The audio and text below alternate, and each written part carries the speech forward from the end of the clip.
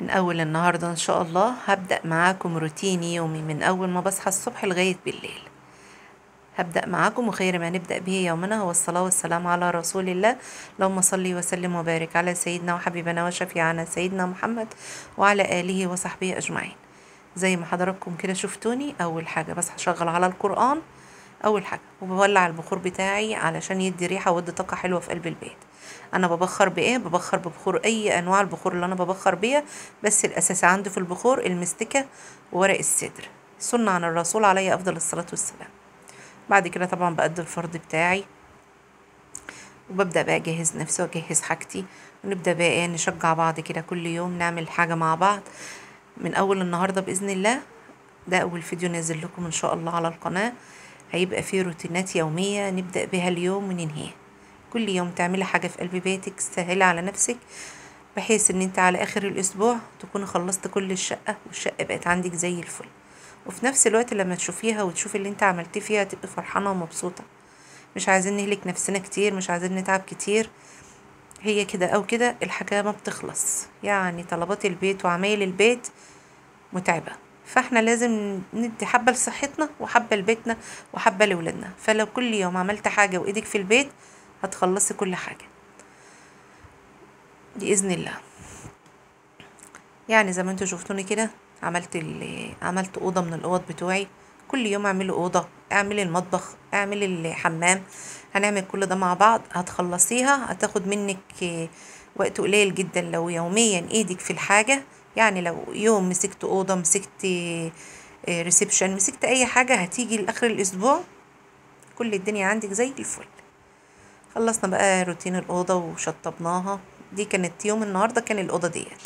بعد كده بقى ادخل على المطبخ. اول حاجه طبعا لازم تعمليها ولازم كلنا نعود نفسنا، اول حاجه نعملها هي الغسيل. لازم نلم غسيلنا على طول نحطه في الغساله، سواء بقى الاوتوماتيك سواء الغساله العاديه. انا بحب الغساله العاديه بتاعه زمان اللي عارفها، انا بحبها قوي.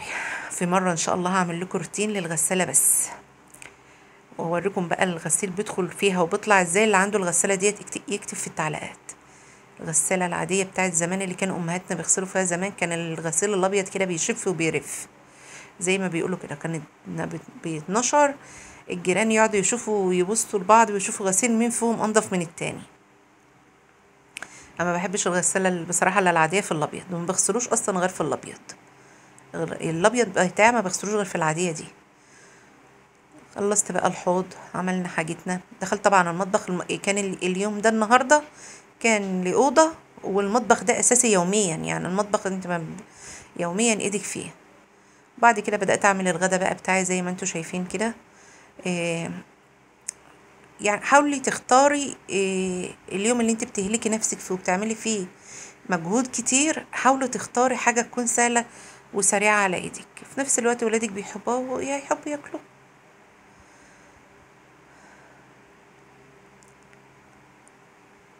لو الفيديو الروتينات اللي هو نازل ده دلوقتي عجبكم اطلبوه مني، وانا هعمل لكم من كده كل يوم ان شاء الله. بس بالله عليكم بالله عليكم بالله عليكم، اللي يشوفه وعجبه يكتب لي في التعليقات. انا قلت لكم وحلفتكم. عايزين ندعي لاخواتنا في فلسطين، بالله عليكم كثفوا الدعاء ليهم. عايزين ندعي لهم ربنا ينصرهم، يا رب انصرهم يا رب انصرهم يا رب انصرهم.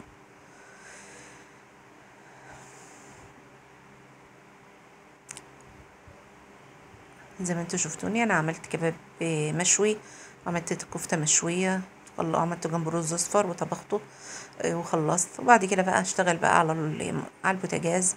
خلي ايدك كل يوم في البوتاجاز. وبمناسبة البوتاجاز بتاعي دوت نوعه زانوسي، ودوتي كان من اغلى انواع البوتاجازات اللي موجودة في السوق، وللأسف الشديد من أسوأ انواع البوتاجازات. وهبقى اقول لكم في فيديو مخصوص عنه ليه، واللي عاوز يعرف يكتب لي في التعليقات وانا اقول له السبب. وكده بعد ما خلصت، يا رب يكون اليوم دوت عجبكم. استودعكم الله، مع السلامة.